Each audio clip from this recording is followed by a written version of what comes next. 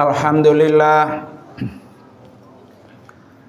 Alhamdulillahilladzi hadana ilal imani wal islam wa khassana bi syari'ati sayyidina Muhammadin khairil anam. Asyhadu an la ilaha illallah wahdahu la syarika lah wa asyhadu anna sayyidana wa nabiyyana Muhammadan abduhu wa rasuluh. Allahumma fasalli wa sallim wa barik ala sayyidina Muhammad wa ala alihi wa ashabihi ila yaumiz ziham. Amma ba'du fa ya ayyuhal muslimun rahimakumullah, usikum wa iyaya bitaqwallahi faqad fazal muttaqun. Ittaqullaha haqqa tuqatih wa la tamutunna illa wa antum muslimun. Ma'asyiral muslimin, jamaah salat Jumat rahimakumullah. Di hari yang sangat mulia dan di bulan yang sangat mulia, di penghujung bulan Ramadan ini, marilah kita selalu berusaha meningkatkan ketakwaan kita kepada Allah, yaitu dengan selalu menjalankan semua perintah-perintah Allah dan meninggalkan semua larangan-larangannya. Karena ketakwaan merupakan sebaik-baik bekal yang akan kita bawa ketika kita kembali menghadap Allah untuk selamanya. Ma'asyiral muslimin rahimakumullah. Hanya tinggal beberapa jam lagi Ramadan akan pergi. Ramadan akan meninggalkan kita. Ramadan akan berlalu. Tahun depan Ramadan bisa saja datang kembali. Namun belum tentu umur kita, usia kita sampai di hari esok. Banyak saudara-saudara kita yang tahun lalu, Ramadan tahun lalu, masih sholat berjamaah bersama, masih buka puasa bersama, sholat sunnat taraweh bersama. Tapi tahun ini mereka sudah berada di alam kubur.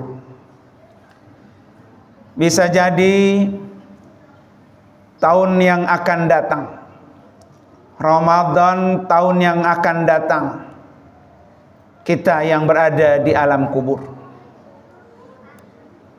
Berpisah dengan bulan Ramadan, ada rasa bahagia karena telah berhasil melewati Ramadan dengan penuh amal-amal soleh. Namun juga berpisah dengan Ramadan ada rasa sedih dan menyesal karena membiarkan Ramadan tidak ada amal kebaikan yang dilakukan. Ia sengaja meninggalkan untuk tidak berpuasa. Ia sengaja untuk tidak melakukan qiyam Ramadan. Dan dia juga membiarkan hari-harinya tidak membersamai Al-Quran. Maka orang ini disebut oleh Rasulullah ragima anfu, rugi besar, celaka besar.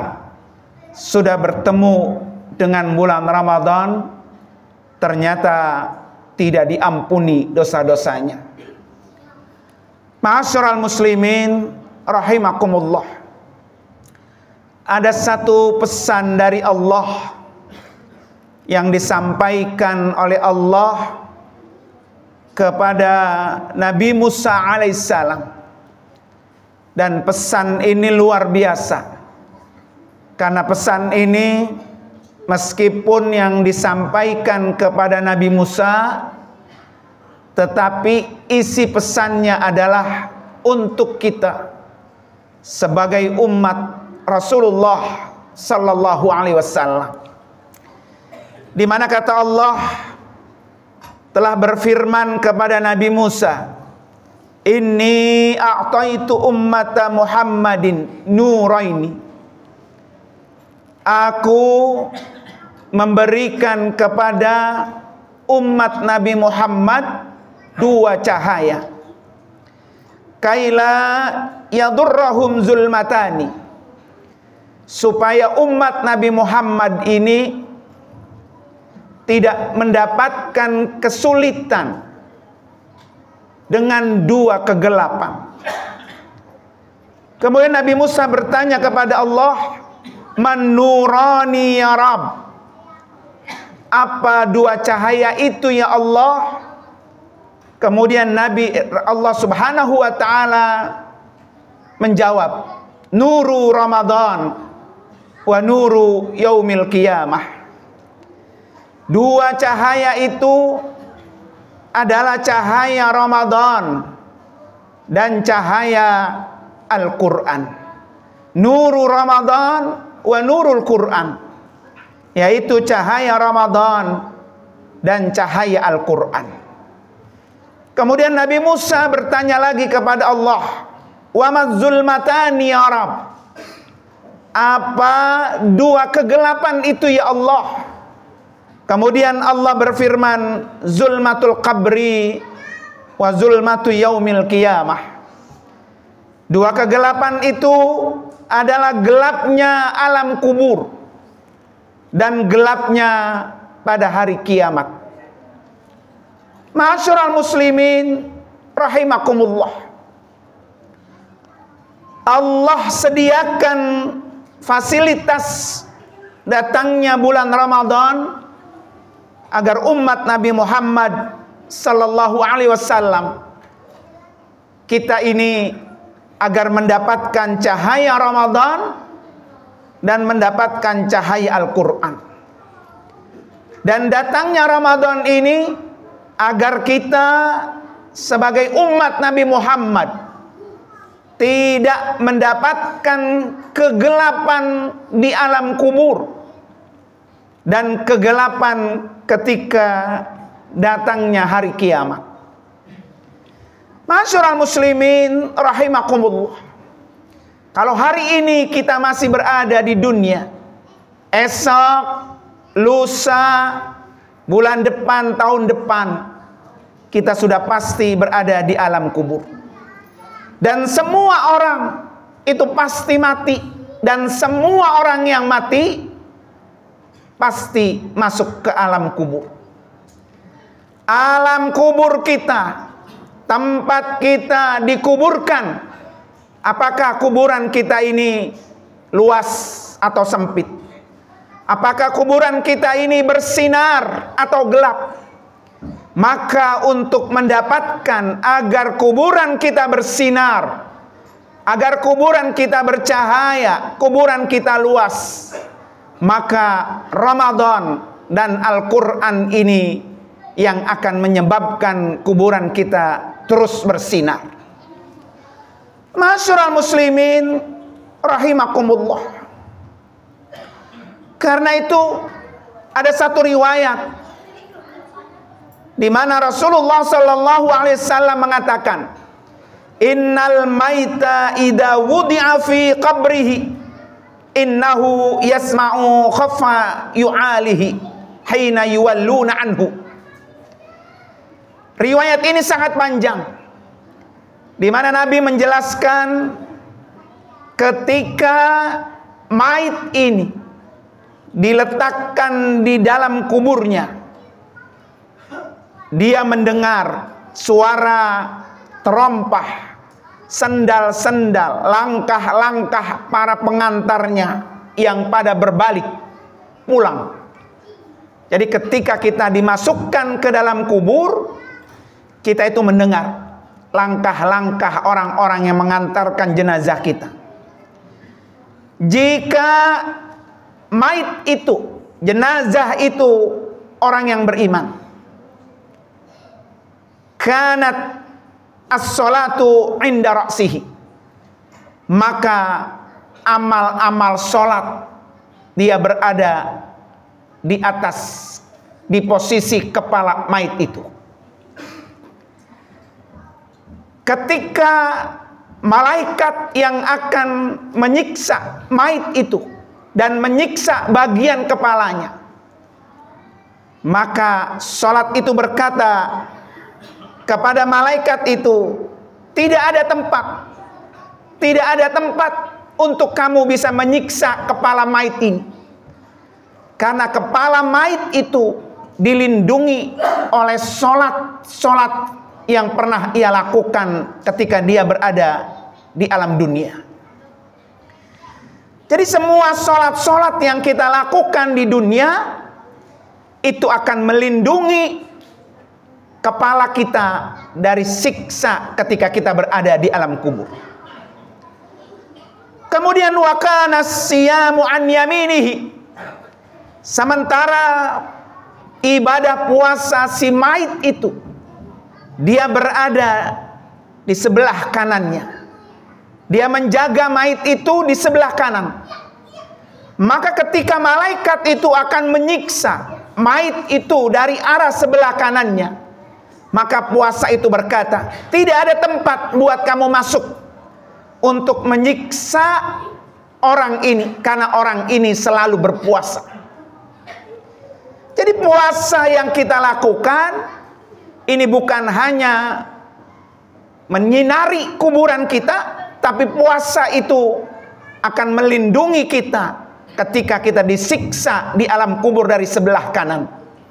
Maka puasa itu akan datang untuk memberikan pertolongan dan bantuan. Wa kanat az-zakatu an shimalihi. Begitu juga ketika malaikat itu akan menyiksa si mayit itu dari sebelah kiri. Kemudian sebelah kirinya itu telah dilindungi dan ditutupi oleh zakat orang itu. Jadi zakat itu akan berkata, tidak ada tempat untuk kamu menyiksa orang ini, karena orang ini rajin dan gemar mengeluarkan zakat. Jadi zakat itu dia akan datang kepada kita ketika kita di alam kubur untuk melindungi dari sebelah kiri kita. Kemudian wa kana fi'lul khairat minas sadaqah wasilah wal ma'ruf wal ihsan ilan nas. Dan ketika orang itu, jenazah itu punya amal-amal khairat, amal-amal kebaikan, kemudian punya amal sedekah, kemudian orang itu rajin bersilaturahmi, kemudian juga orang itu melakukan amar ma'ruf, melakukan ihsan, kebaikan-kebaikan kepada manusia yang lain, maka amal-amal itu dia akan menjaga bagian kaki si mayit itu. Maka ketika malaikat akan menyiksa bagian kakinya, maka amal-amal yang baik tadi, yaitu bersedekah, kemudian amar ma'ruf, berihsan, bersilaturahmi, baik dengan orang yang dekat ataupun dengan orang yang jauh, maka orang itu dilindungi, terbebas dari siksa azab kubur ketika disiksa dari bagian kakinya. Masyarul muslimin rahimakumullah, sudah saatnya lah di bulan Ramadan ini kita selamatkan diri kita. Selamatkan dengan melakukan sholat. Jangan sampai ada sholat-sholat kita yang tidak kita lakukan, baik sholat 5 waktu maupun sholat qiyam Ramadan. Qiyam Ramadan hanya tinggal 2 malam lagi. Maka kita minta kepada Allah supaya di penghujung Ramadan ini, salat yang kita tunaikan ini akan menjaga, melindungi bagian kepala kita supaya tidak terkena azab kubur. Begitu juga kita maksimalkan puasa kita. Puasa hanya tinggal 2 hari lagi. Yang 2 hari ini agar bisa melindungi kita dari azab kubur dari sebelah kanan kita. Begitu juga zakat, infak, sedekahnya. Sehingga Ramadan ini benar-benar sebagai nur cahaya Ramadan yang bisa menjaga, menerangi ketika kita berada di alam kubur. Dan kita memohon kepada Allah, semoga Ramadan ini menjadikan kita manusia yang lebih bertambah ketakwaannya, lebih baik ketika Ramadan telah berlalu meninggalkan kita. Barakallahu li wa lakum fil Qur'anil Karim wa nafa'ani wa iyyakum bima fihi minal ayati wad dzikril hakim wa taqabbala minni wa minkum tilawatahu innas samil alim. Aqulu qawli hadza wastaghfirullahal azim li wa lakum wa lisairil muslimina wal muslimat wal mu'minina wal mu'minat min kulli dhanbin fasnu wal ghafurur rahim.